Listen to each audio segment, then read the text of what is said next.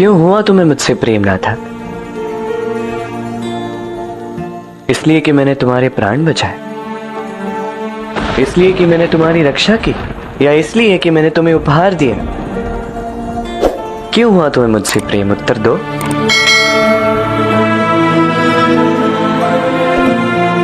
यदि कल कोई और आके तुम्हारे लिए यही सब करे तो क्या तुम उससे भी प्रेम करोगे? यदि हां, तो ये प्रेम नहीं, ये मोह है।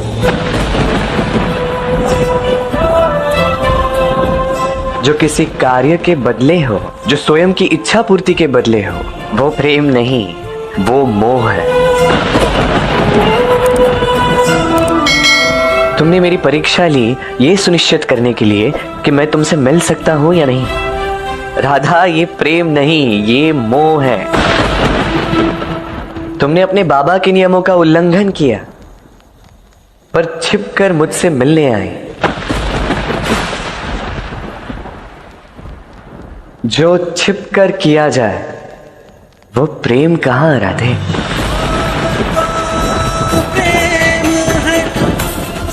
तुम चाहती थी कि सबके समक्ष मैं प्रेम का प्रमाण दूं। दे देता यदि तुम्हें मुझसे प्रेम होता। मोह के लिए प्रेम का प्रमाण देना छल है राधा। और मैं तुम्हारे साथ कभी छल नहीं कर सकता।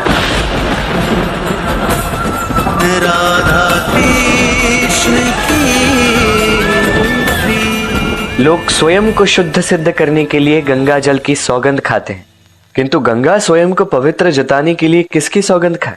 क्योंकि वो है सबसे अधिक पवित्र। और प्रेम ही गंगा है राधा, उसी की भांति पवित्र है। भला उसका प्रमाण कोई कैसे दे सकता है? समझो राधा, तुम्हें मुझसे प्रेम नहीं था, केवल मोह था।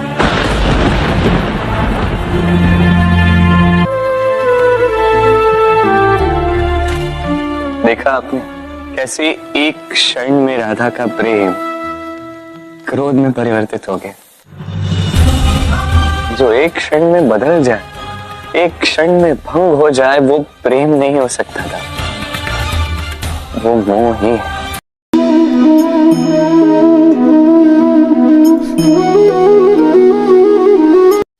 हमारा आज का विषय है मोह। मोह का अर्थ होता है एक ऐसा आकर्षण जिससे छूटा ना जा सके, ऐसा खिंचाव जिस पर हम काबू ना पा सकें। यही होता है ना मोह। विवश होकर हम खींचे चले जाते हैं। कुछ प्राप्त करने के लिए हम अपना सब कुछ दांव पर लगा देते हैं। वो मोह का पात्र कोई व्यक्ति हो सकता है, सत्ता हो सकती है, संपत्ति हो सकती है, कोई वस्तु हो सकती है, या शराब और जुए जैसा कोई व्यसन हो सकता है। जिस प्रकार लोहा चुंबक से छूट नहीं सकता, वैसे ही हम अपने मोह से छूट नहीं पाते।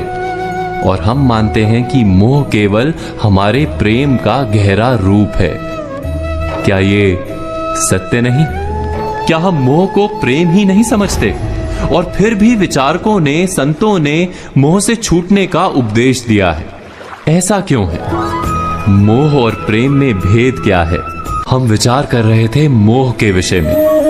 हमें तो सदा ही हमारे मन का मोह प्रेम लगता है, किंतु गहराई से विचार करेंगे तो हम तुरंत ही जान पाएंगे कि प्रेम और मोह के बीच एक बुनियादी भेद है।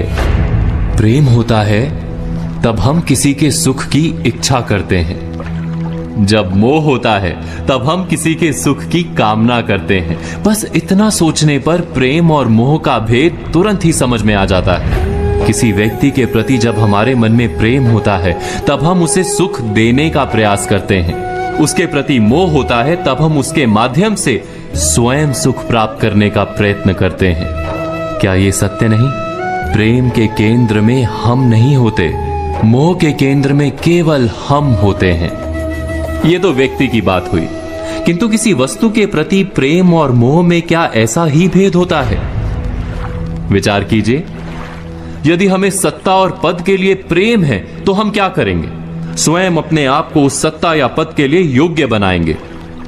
किंतु यदि मोह है तो हम उसे प्राप्त करने के लिए किसी भी प्रकार का अनुचित कार्य करने को तैयार हो जाएंगे।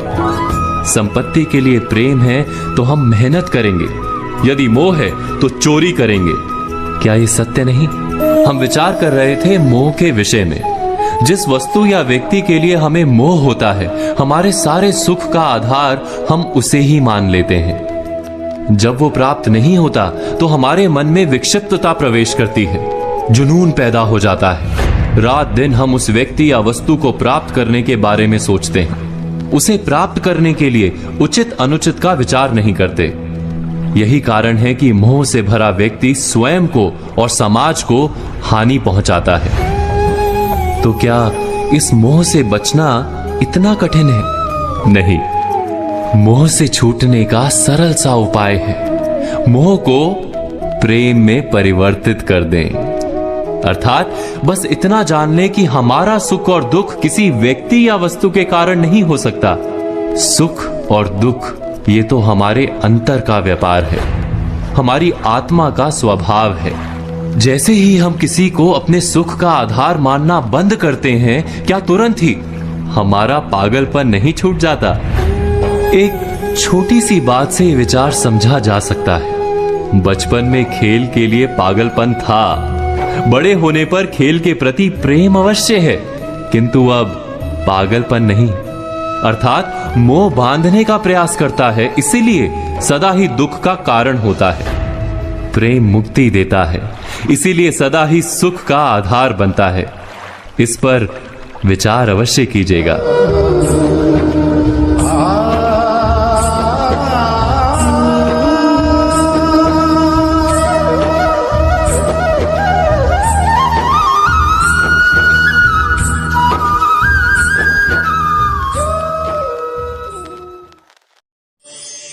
किसी घर में, किसी परिवार में जब किसी का जन्म होता है तो कितना सुख का क्षण होता है। वो छोटी सी संतान जब थोड़ी बड़ी होती है, वो चलने का प्रयास करती है। इस प्रक्रिया में भी एक बहुत बड़ी सीख छिपी, ढकेलना। जब आपको चलना होता है, आगे बढ़ना होता है, तो आप क्या करते हैं? अपने पांव के नीचे जो धरा है उसे ढकेलते हैं पीछे। बस यही तो जीवन में भी सीखना है। अब यदि आपको ज्ञान की ओर बढ़ना है तो अज्ञानता को पीछे ढकेलना होगा। यदि आपको प्रकाश की ओर बढ़ना है तो अंधकार को पीछे ढकेलना होगा। यदि आपको भविष्य में सफल होना है तो भूतकाल की असफलताओं को पीछे ढकेलना ही होगा। जो जल बहते बहते रुक जाता है उसे हम नाला कहते हैं, उससे दुर्गंध आती। किंतु जो जल बहता जाता है वही पवित्र होता है। तो आप भी कर्म करते जाएं, कभी मत रुकिए और मेरे साथ प्रेम से कहिए, राधे राधे। विष और अमृत, इन दोनों पर इस संसार का चक्र चलता है। समुद्र मंथन किया गया तो इसमें भी इन दोनों की प्राप्ति हुई। पहले विष मिला, फिर अमृत। जीवन मंथन में भी यही प्राप्त होते हैं। अब ये विष जो है ये अमृत से कहीं अधिक शक्तिशाली है और इसलिए कहीं अधिक घातक भी। अब समझते हैं विष क्या है। कोई भी वस्तु या भाव यदि मात्रा से अधिक आपके पास हो, आवश्यकता से अधिक आपके पास हो, तो वो आपके लिए विष बन सकता है। चाहे वो धन हो, शक्ति हो, मान हो, आदि इत्यादि। यदि आपके पास कुछ भी ऐसा है जो आवश्यकता से अधिक मात्रा में आपके पास है, तो उसे बांटना सीख जाइए। यदि आप बांटना सीख गए तो यही विष आपके लिए अमृत बन जाएगा और उनके लिए भी अमृत बनेगा जिन्हें सहायता की आवश्यकता है। तो बांटना सीख जाइए और मेरे साथ प्रेम से कहिएगा, राधे राधे। मनुष्य भी कितना विचित्र प्राणी, अधिक से अधिक धन अर्जित करने की चेष्टा में अपने शरीर को ही नष्ट करता है, अपनी शक्ति खो देता है, अपना सामर्थ्य खो देता है। और जो धन अर्जित कर भी लिया वो कहाँ जाता है? उसी शक्ति और उसी सामर्थ्य को पुनः प्राप्त करने। अब कुछ लोग तो जीवन ऐसे जीते हैं जैसे इनका कभी अंत ही नहीं होगा, किंतु अंत सभी का होगा। और जब ये अंत निकट आता है, मनुष्य को आभास होता है कि उसने जीवन जिया ही नहीं। इसका कारण क्या है? लालसा। लालसा जन्म देती है लालच को, लालच जन्म देता है आपके ही विनाश को। इसलिए आज आपके पास जो भी है, जैसा भी है, उसके साथ जीवन जी, पूर्ण रूप से जीवन जी। आपके पास जितना भी धन है, शक्ति है, मान है, उसे सब में बांटना सीखिए। बांटने से प्रेम बढ़ता है और प्रेम से ये जीवन और भी अधिक सुखमय हो जाता है। तो आइए और इसी प्रेम के साथ कहिए राधे राधे। अग्नि, चौथा तत्व, सबसे अधिक महत्वपूर्ण, उससे भी अधिक भयावह। कभी अग्नि को नियंत्रित रूप से चूल्हे पर जलते हुए देखिए। ये अग्नि हमें अन्न पका के देती है, जिससे हमें शक्ति मिलती है। किंतु यही अग्नि जब विचलित होकर, अनियंत्रित होकर वन की आग बन जाती है तो महाविध्वंस मचा देती है। आपके भीतर की ऊर्जा ये अग्नि है, ये शक्ति भी है, ये क्रोध भी है। इसका उपयोग कैसे करना है ये आप पर। यदि कोई व्यक्ति अपनी भीतर की ऊर्जा का उपयोग करता है शक्ति के रूप में, तो वो विकास कर सकता है, निर्माण कर सकता है। किंतु यदि व्यक्ति अपनी भीतर की ऊर्जा को विध्वंस का अस्त्र बना दे, तो निश्चित रूप से महाविध्वंस कर सकता है, जिसमें नाश उसका भी होगा। वर्षों पूर्व ऐसी ही एक अग्नि से इस सुंदर पृथ्वी का जन्म हुआ था, और वर्षों पूर्व ऐसी ही अग्नि में सभी जीव संसार के विलुप्त हुए थे।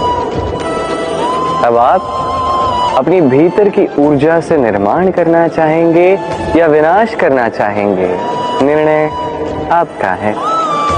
आइए और मेरे साथ प्रेम से कहिए राधे राधे।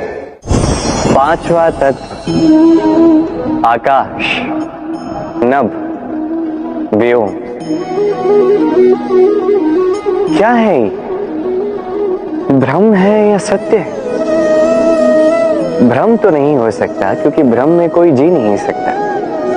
अब सत्य है तो इतना विशाल कि हमारे नेत्रों से, हमारी इंद्रियों से, हमारे मस्तिष्क से, हमारी सोच से कहीं अधिक परे, जिसे हम समझ ही नहीं पाते। इतना अधिक विशाल है, उतना ही अधिक सरल है। इतना अधिक अंधकारमय है, उतना ही अधिक प्रकाश भी यही प्रदान करता है।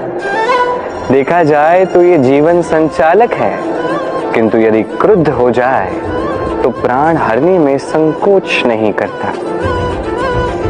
ये आकाश ना केवल भूलोक को, अपितु इस समस्त ब्रह्मांड को, इस समस्त सृष्टि को, इसके हर एक तारे को, हर एक ग्रह को एक विशेष स्थिति देता है।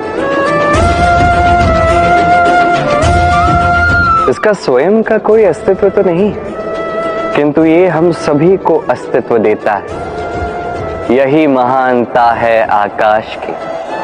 आकाश एक भाव है महानता का, जो सोच से उत्पन्न होता है। आप भी आकाश की ही भांति ये सोच अपना लीजिए।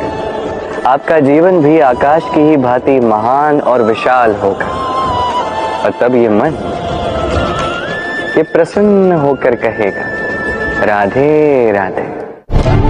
ये दीप, इसका प्रकाश भले ही अल्प हो, ये हमारी सकारात्मकता का संकेत है। आपने कभी देखा होगा, अंधकार में विशाल किसी सागर में एक नौका को मार्ग कौन दिखाता है? एक टिमटिमाता दीप। एक चक्रवात में फंसे किसी व्यक्ति की सहायता ये दीप करता है, जो सकारात्मकता का प्रतीक है। ये दीप मैंने प्रज्वलित किया है क्योंकि ये दीप हमारे लिए आशा का प्रतीक है।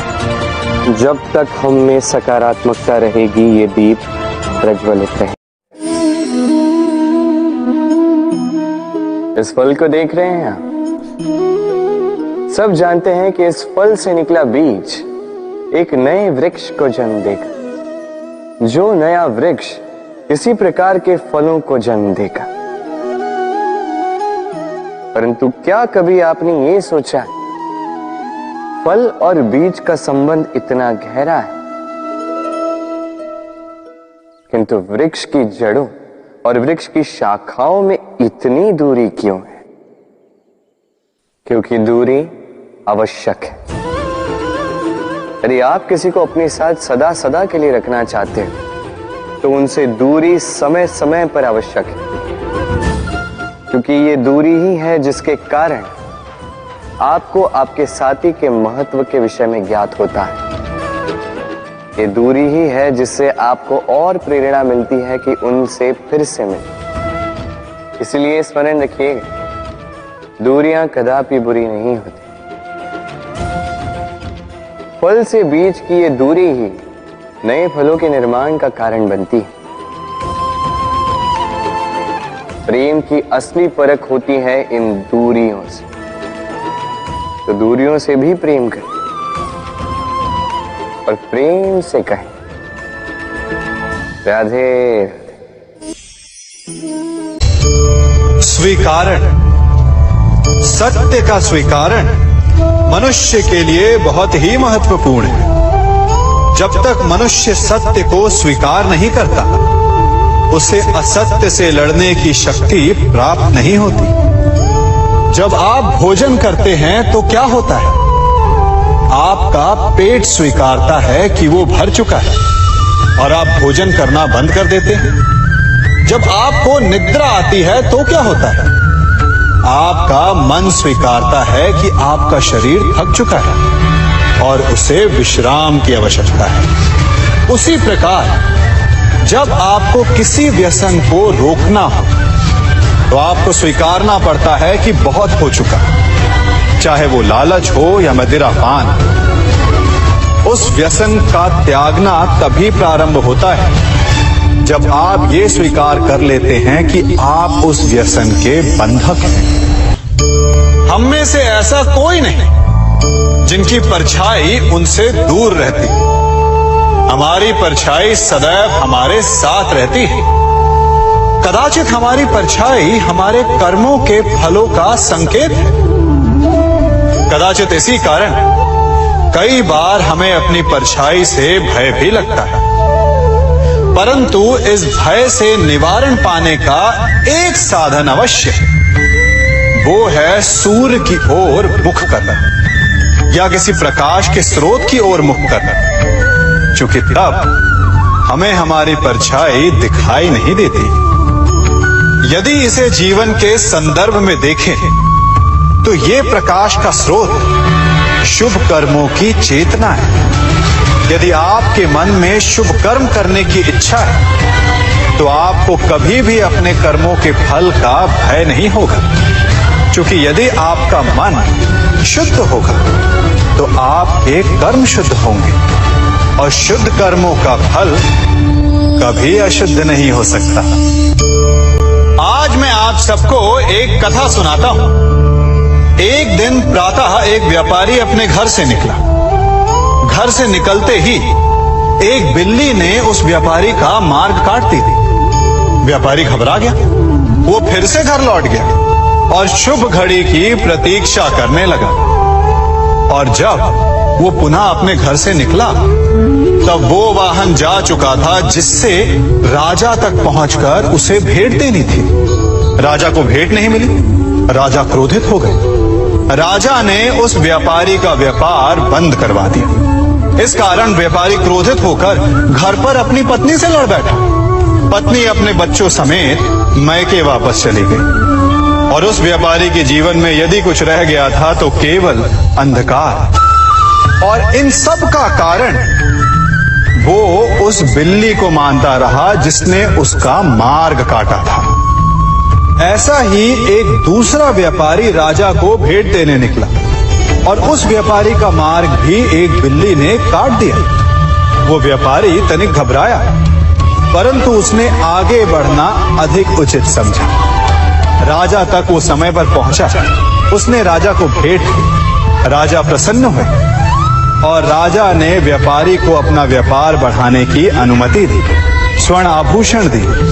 जब व्यापारी घर पर पहुंचा तो पत्नी को आभूषण और अपने बच्चों को देने के लिए वस्त्र थे उसके पास। हर ओर प्रसन्नता थी। समझ रहे हैं ना, दोनों के साथ एक ही प्रकार की घटना हुई, परंतु दोनों की प्रतिक्रिया भिन्न थी। ऐसा ही हमारा जीवन भी है। हमारे जीवन में प्रारब्ध का अपना स्थान है, परंतु उससे कई अधिक महत्वपूर्ण हमारी प्रतिक्रिया, हमारे सोच का प्रभाव है। क्योंकि यही हमारे जीवन को आकार देते हैं। इसलिए अपनी सोच को सकारात्मक रखिए। आपका जीवन सदैव आनंदमय रहेगा। आप इन दो पात्रों को देख रहे हैं। मेरे इस पात्र में जल है और ये पात्र मिष्ठान से भरा हुआ है। दोनों ही पात्र भरे हैं, परंतु देखिए, मिश्री को जल में मिला दिया।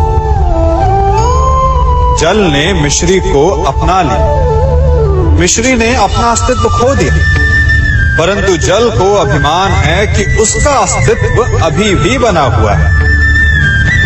परंतु जो इस जल को चखेगा उसे अवश्य पता चल जाएगा कि ये जल अब वो जल नहीं रहा, ये अब शरबत बन गया।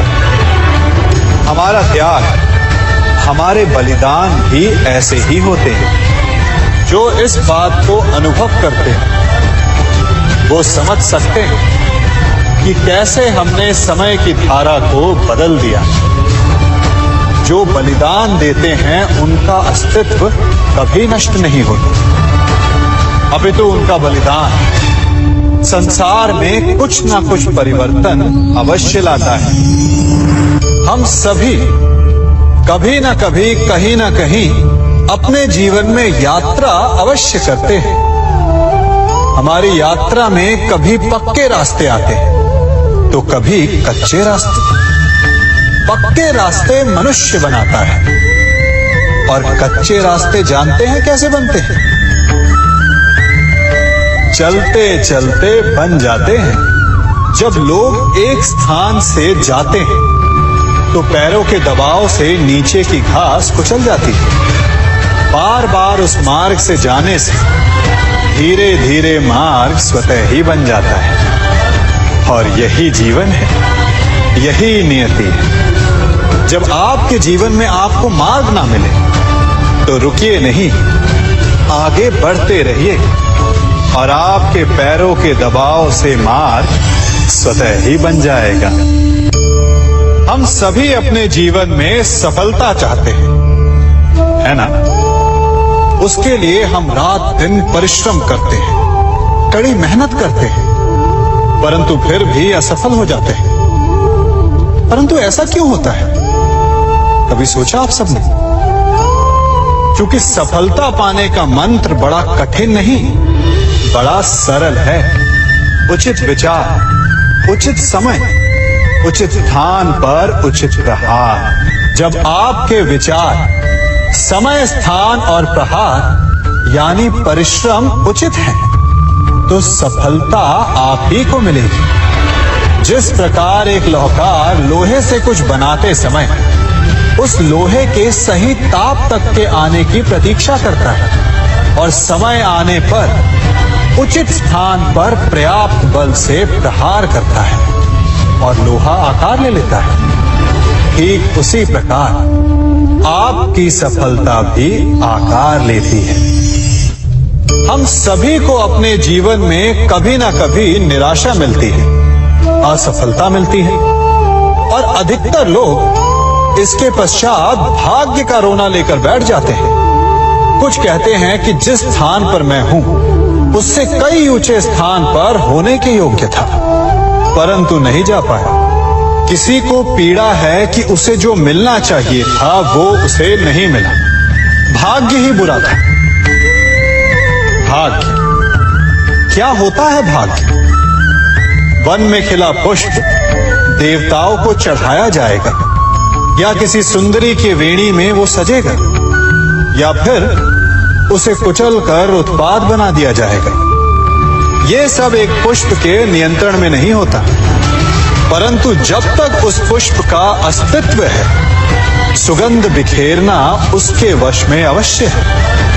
परंतु भाग्य हमारे वश में नहीं, और जो हमारे वश में नहीं उसके लिए दुखी होने से क्या होगा? कर्म पर वश है, वो कीजिए और धीरे धीरे भाग्य आपके वश में आ जाएगा, क्योंकि कर्म ही प्रधान है। कभी आप ब्रह्म मुहूर्त में जगे?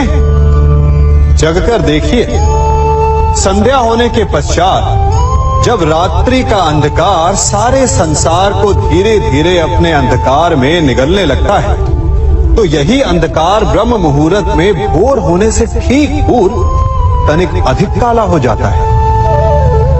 कुछ समझे?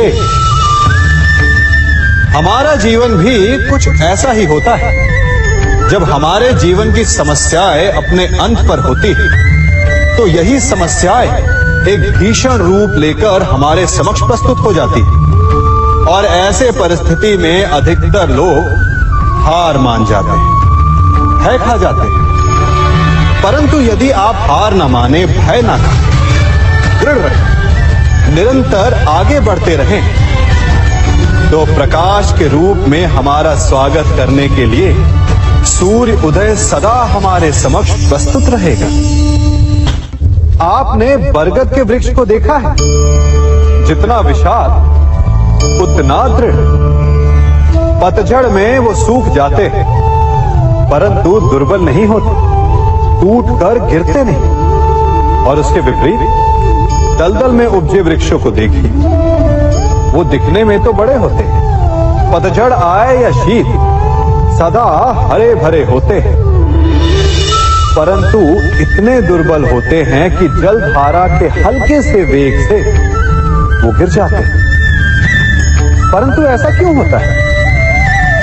कारण है जड़ें। जिसकी जड़ें दृढ़ भूमि में है, वो हर चक्रवात, हर ऋतुओं को सह लेता है, और जिसकी जड़ें दलदल में है, वो स्वयं की जड़ों को दुर्बल बना लेता है।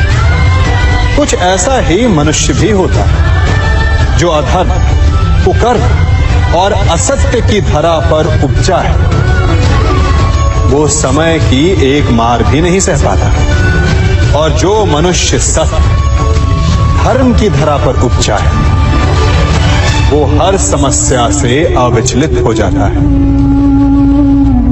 अब आप पर निर्भर करता है कि आप क्या बनना चाहते हैं।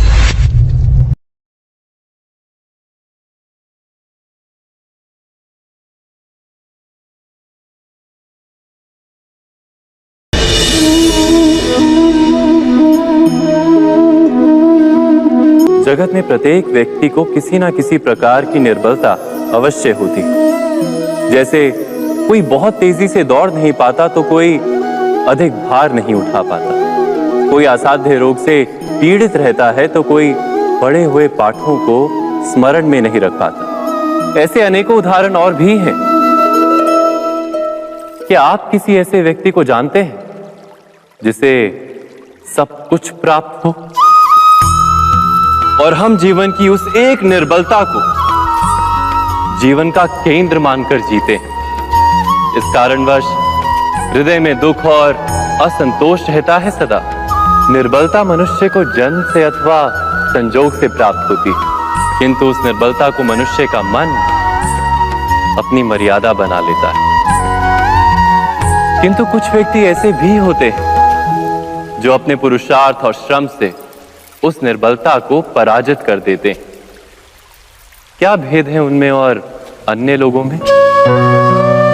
क्या आपने कभी विचार किया है?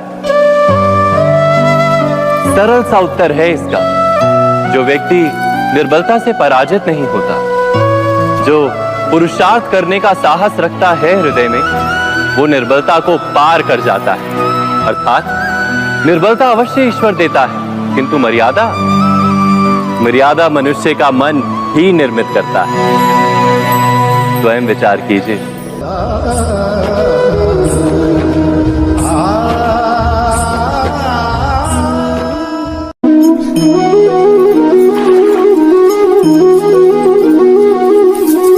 पिता सदा ही अपने संतान के सुख की कामना करते हैं, उनके भविष्य की चिंता करते रहते हैं। इसी कारणवश सदा ही अपने संतानों के भविष्य का मार्ग स्वयं निश्चित करने का प्रयत्न करते रहते हैं। जिस मार्ग पर पिता स्वयं चला है, जिस मार्ग के कंकर पत्थर को स्वयं देखा है, मार्ग की छाया, मार्ग की धूप को स्वयं जाना है, उसी मार्ग पर उसका पुत्र भी चले, यही इच्छा रहती है हर पिता की। निस्संदेह उत्तम भावना है ये, किंतु 3 प्रश्नों के ऊपर विचार करना हम भूल ही जाते हैं। कौन से प्रश्न? प्रथम प्रश्न, क्या समय के साथ प्रत्येक मार्ग बदल नहीं जाते? क्या समय सदा ही नई चुनौतियों को लेकर नहीं आता?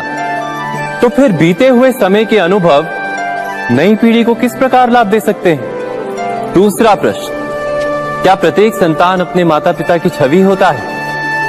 हाँ, संतानों को संस्कार तो अवश्य माता पिता देते हैं, किंतु भीतर की क्षमता तो ईश्वर देते हैं। तो जिस मार्ग पर पिता को सफलता मिली है, विश्वास है कि उसी मार्ग पर उसकी संतानों को भी सफलता और सुख प्राप्त होगा। तीसरा प्रश्न, क्या जीवन के संघर्ष और चुनौतियां लाभकारी नहीं होती? क्या प्रत्येक नया प्रश्न एक नए उत्तर का द्वार नहीं खोलता? तो फिर संतानों को नए नए प्रश्नों, संघर्षों और चुनौतियों से दूर रखना, ये उनके लिए लाभ करना कहलाएगा या हानि पहुंचाना?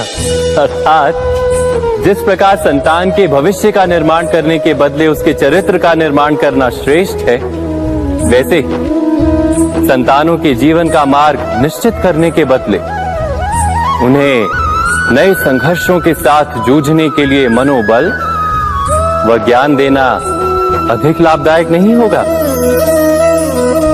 स्वयं विचार कीजिए।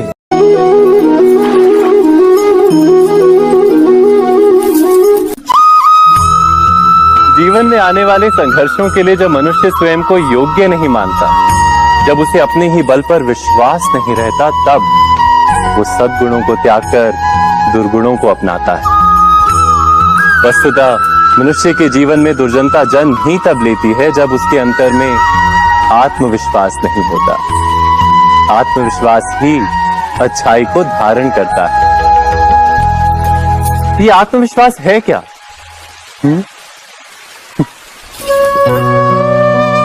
जब मनुष्य ये मानता है कि जीवन का संघर्ष उसे दुर्बल बनाता है, तो उसे अपने ऊपर विश्वास नहीं रहता। वो संघर्ष के पार जाने के बदले संघर्ष से छूटने के उपाय ढूंढने लगता है। किंतु जब वो ये समझता है कि ये संघर्ष उसे अधिक शक्तिशाली बनाते हैं, ठीक जैसे व्यायाम करने से देह की शक्ति बढ़ती, तो प्रत्येक संघर्ष के साथ उसका उत्साह बढ़ता है। अर्थात आत्मविश्वास और कुछ भी नहीं, मन की स्थिति, जीवन को देखने का दृष्टिकोण मात्र है। और जीवन का दृष्टिकोण तो मनुष्य के अपने वश में होता है। स्वयं विचार कीजिए।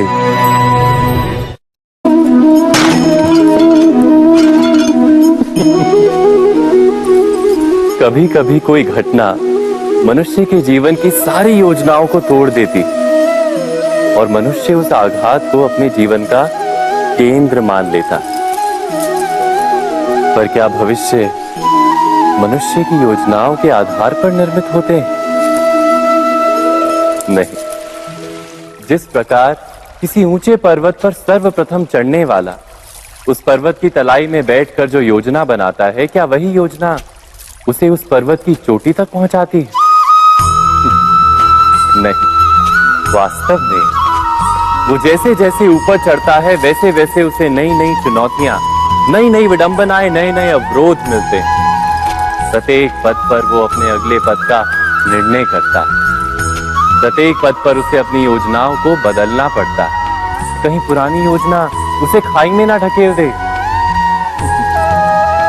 वो पर्वत को अपने योग्य नहीं बना पाता, केवल स्वयं को पर्वत के योग्य बना सकता है। क्या जीवन के साथ भी ऐसा ही नहीं? जब मनुष्य जीवन में किसी एक चुनौती को, एक अवरोध को अपने जीवन का केंद्र मान लेता है, अपने जीवन की गति को ही रोक देता है, तो वो अपने जीवन में सफल नहीं बन पाता और ना ही सुख और शांति प्राप्त कर पाता।